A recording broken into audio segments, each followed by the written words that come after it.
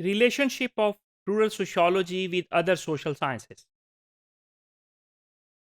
Like all other social sciences, economics, sociology, social work, psychology, history, political science, all are independent discipline and all are interdependent discipline.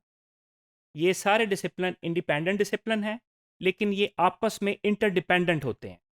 ये study जब करते हैं social sciences के तमाम discipline, एक दूसरे की इनको ज़रूरत रहती है. ऑल स्टडी द सोसाइटी, क्योंकि सब सोशल साइंसेस का सब्जेक्ट मैटर सोसाइटी को स्टडी कर. इसीलिए सोसाइटी को स्टडी करने के लिए तमाम को आपस में इंटरडिपेंडेंट होना पड़ता है. Rural sociology has very close relationship with other social sciences, while all other social sciences have very close relationship with all other social sciences. Sociology का भी तमाम सोशल साइंसेस के साथ और तमाम सोशल साइंसेस का आपस में एक दूसरी सोशल साइंसेस के साथ बहुत क्लोज लिंक होता है.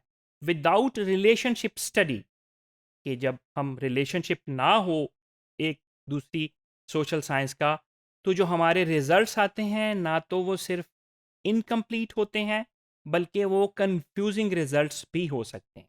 इसकी एग्जांपल हम इस तरह लेते हैं कि अगर हम किसी ह्यूमन का बिहेवियर सोसाइटी में, पर्टिकुलर रूरल सोसाइटी में रहते हुए स्टडी कर रहे हैं रूरल सोशियोलॉजिस्ट, तो उस ह्यूमन बिहेवियर के पीछे जो साइकोलॉजी चल रही है वो सिर्फ सोसाइटी के इम्पैक्ट से उसका बिहेवियर हो सकता है ना चेंज हुआ हो.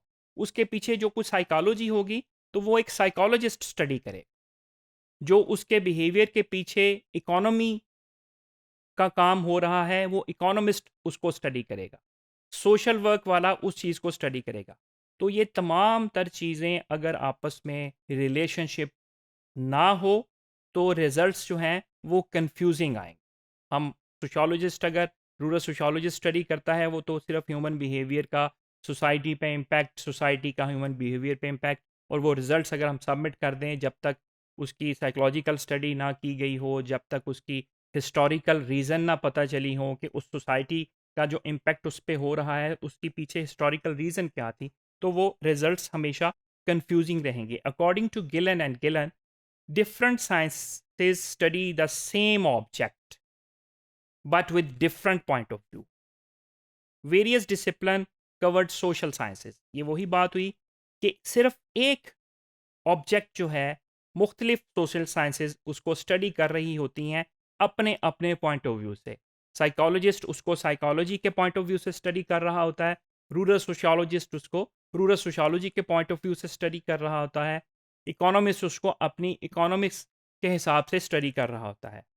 Economics, anthropology, political science, psychology and sociology, they are clearly different subject matter, but इनका जो सब्जेक्ट मैटर है वो ओवरलैप भी कर रहा होता है और वो उसमें यूनिकनेस भी होती है.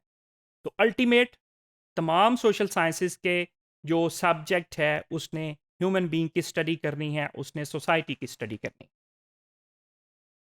ह्यूमन बीइंग का जो बिहेवियर है वो बहुत डिफरेंट मैनी फोल्ड होता है.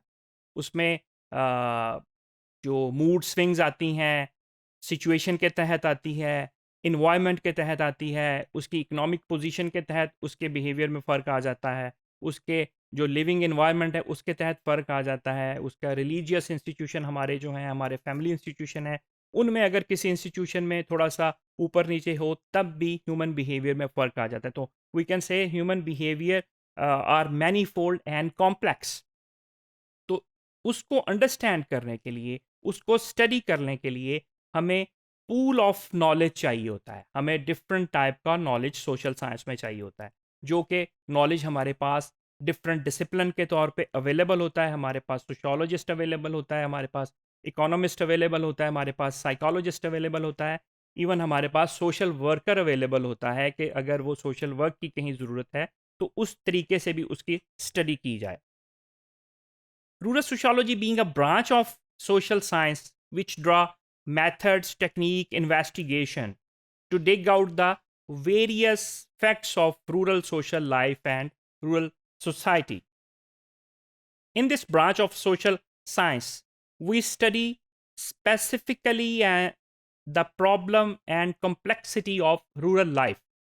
रूरल लाइफ में रहते हुए रूरल लोगों की, रूरल कम्युनिटी की क्या प्रॉब्लम्स हैं, क्या किस तरह की वो सख्ती झेल रहे हैं जहाँ पे सिटी की तरह का डेवलपमेंट नहीं हो रही, जहाँ पे आपको प्रॉपर सैनिटेशन का निज़ाम नहीं मिलता, जहाँ पे प्रॉपर सड़कों का निज़ाम नहीं है, जहाँ पे उनकी बेसिक जो एग्रीकल्चर बिजनेस है, एग्रीकल्चर प्रोडक्ट है, उसको सेल करने के लिए उनके पास मींस अवेलेबल नहीं होंगे। तो उन कम्प्लेक्सिटी को स्टडी करने की साइंस को हम रूरल सोशियोलॉजी कहते हैं। इसको हम काफ़ी दफ़ा डिस्कस भी कर चुके हैं। By this systematic study we analyse and achieve the causes and consequences and background of the problem of the rural society. कि अगर कोई कॉन्फ्लिक्ट रूरल सोसाइटी में है, कोई क्राइम रूरल सोसाइटी में है, जिस तरह की भी प्रॉब्लम को हम स्टडी कर रहे हैं, उसके पीछे काजेज क्या थे, उसके कॉन्सिक्वेंसेज उस कम्युनिटी में क्या हो रहे हैं, उस फैमिली इंस्टीट्यूशन में, उस इंडिविजुअल पे किस तरह के कॉन्सिक्वेंसेस हो रहे हैं।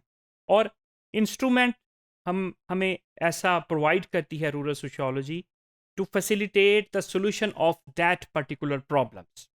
कि ऐसा हमारे पास फिर एक सॉलिड किस्म के रिजल्ट्स हमें मिल जाते हैं, जिसको अप्लाई करते हुए हमें समझ आती है सोसाइटी की साइंस की कि ये इस प्रॉब्लम के पीछे काजेज़ थे और इनके ये कॉन्सिक्वेंसेस हो रहे हैं। और अगर हम इन काजेज़ एंड कॉन्सिक्वेंसेस को स्टडी करें तो हम इस तरह की चीज़ों को फैसिलिटेट करके रूरल कम्युनिटी की लाइफ को बेहतर बना सकते हैं, उस पे हम आसानियाँ पैदा कर सकते हैं।